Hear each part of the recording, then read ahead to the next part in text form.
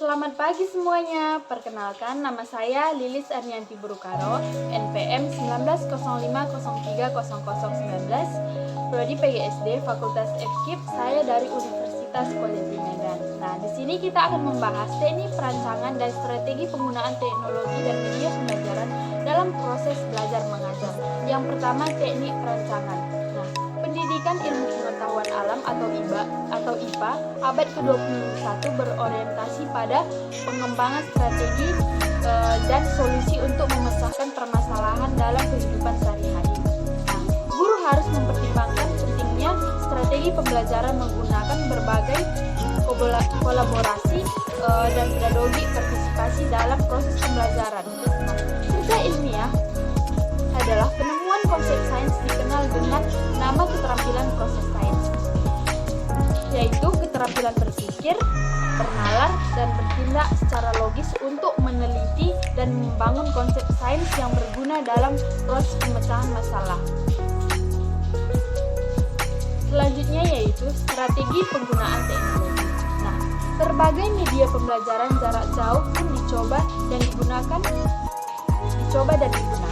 Menurut artikel yang telah tayang di kompas.com, dengan judul 12 aplikasi pembelajaran daring bekerja sama Kemendikbud yaitu gratis, maka ada beberapa sarana yang dapat digunakan sebagai media pembelajaran sains IPA berbasis ilmu teknologi yang dapat digunakan secara gratis oleh pendidikan dan peserta didik. Di antaranya yaitu yang pertama, Rumah Belajar, merupakan aplikasi belajar daring yang dikembangkan oleh Kemendikbud dengan bertujuan untuk menyediakan alternatif sumber belajar dengan pemanfaatan teknologi. Yang kedua yaitu Meja Kita. Penyajian materi dilakukan secara sistematis dan dilengkapi form diskusi yang bisa dimanfaatkan untuk tanya jawab. Yang ketiga yaitu I Can Do merupakan aplikasi pendidikan anak yang memiliki program pembelajaran yang sesuai dengan kurikulum 2013. Revisi yang dikembangkan secara komprehensif dengan ratusan mini games yang akan meningkatkan motivasi belajar anak-anak. Yang keempat yaitu Google for Education untuk mendukung belajar daring, terutama yang diterapkan oleh berbagai daerah pada isi pandemi COVID-19, yaitu Google From Education menyajikan layanan penggunaan Chromebooks dan G Suite yang memungkinkan pembelajaran virtual walaupun dengan konektivitas internet yang rendah. Yang kelima yaitu Kelas Pintar. Nah, Kelas Pintar merupakan salah satu sistem pendukung edukasi di era digital yang menggunakan teknologi teknik untuk membantu murid dan guru dalam menciptakan praktik belajar mengajar yang terbaik. Yang keenam yaitu Microsoft Office 365. Microsoft Office 365 menyediakan layanan Office 365 yang dapat digunakan oleh guru dan siswa secara gratis dan bukan versi percobaan. Office 365 dapat diakses dan diperbaharui secara real time termasuk Word. Yang ketujuh yaitu Paper School. Paper School menawarkan cara belajar inovatif untuk proses belajar mengajar. Yang ke-8 yaitu Ruang Guru. Ruang Guru merupakan layanan belajar berbasis teknologi.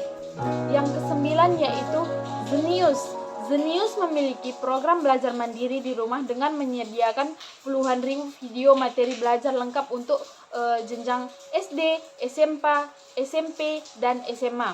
Yang ke-10 yaitu Kisco Webex.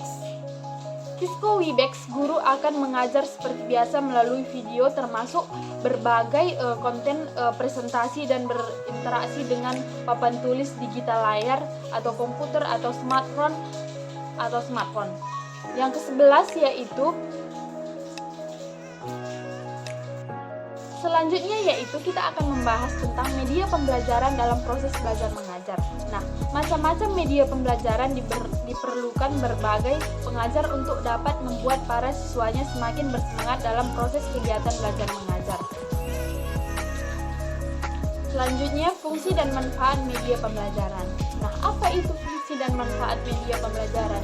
Media pembelajaran digunakan dalam rangka upaya peningkatan atau mempertinggi mutu proses kegiatan belajar mengajar.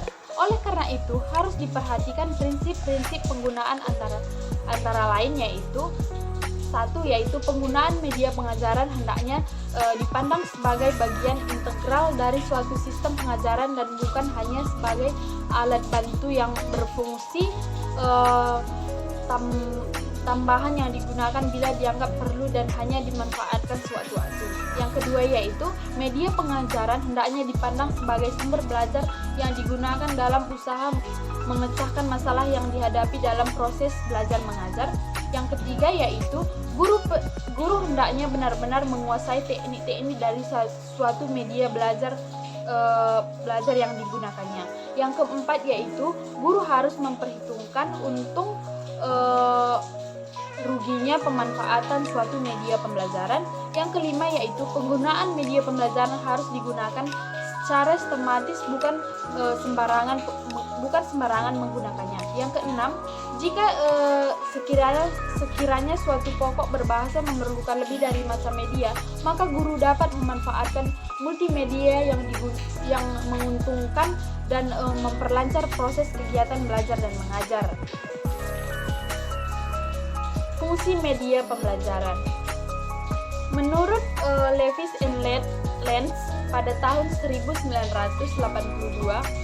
mengemukakan 4 fungsi media pembelajaran, khususnya media visual, yaitu yang pertama yaitu fungsi intens, yang kedua fungsi efektif, yang ketiga fungsi kognitif, dan yang keempat fungsi kompensatoris. Lalu, apa itu manfaat media pembelajaran? Secara umum, media pendidikan mempunyai kegunaan-kegunaan sebagai berikut. Yang pertama yaitu memperjelas penyajian pesan agar tidak terlalu bersifat verbalistis atau dalam membuat kata-kata tertulis atau lisan berkala. Yang kedua yaitu mengatasi keterbatasan ruang, waktu, dan daya indera, seperti misalnya